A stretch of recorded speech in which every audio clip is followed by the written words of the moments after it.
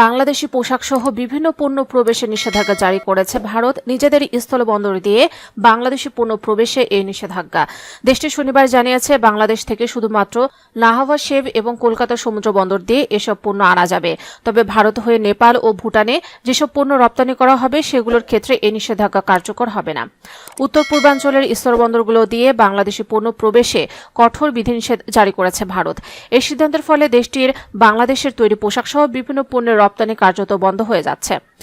ভারতীয় সংবাদ মাধ্যম বলছে, নতুন নিষেধাজ্ঞা অনুযায়ী আসাম, মেঘালয়, ত্রিপুরা এবং মিজোরামের কোনো শুল্ক পয়েন্টে, পাশাপাশি পশ্চিমবঙ্গের চ্যাংড়াবান্ধা এবং ফুলবাড়ি শুল্ক পয়েন্টে দিয়ে ফলের স্বাদযুক্ত পানীয়, কার্বনেট পানীয়, প্রক্রিয়াজাত খাবার, তুলার বর্জ্য, প্লাস্টিকের পণ্য এবং কাঠের আসবাবপত্র আমদানি করা যাবে না।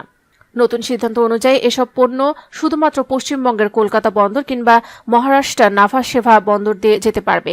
তবে স্থলবন্দর দিয়ে বাংলাদেশের মাছ, এলপিজি, ভোজ্য তেল এবং চূর্ণ পাথরের ক্ষেত্রে এই নিষেধাজ্ঞা কার্যকর হবে না। ভারতের বিমানবন্দর এবং বন্দর ব্যবহার করে তৃতীয় দেশে বাংলাদেশি রপ্তানি পণ্য পরিবহনের জন্য প্রায় 5 বছর ধরে চলমান চুক্তি বাতিল করার 5 সপ্তাহেরও বেশি সময় পর বাংলাদেশি ভোগ্যপণ্যের উপর নতুন বিধিনিষেধ আরোপ করা হলো। নতুন বিধিনিষেধগুলো তাৎক্ষণিকভাবে কার্যকর করা হয়েছে।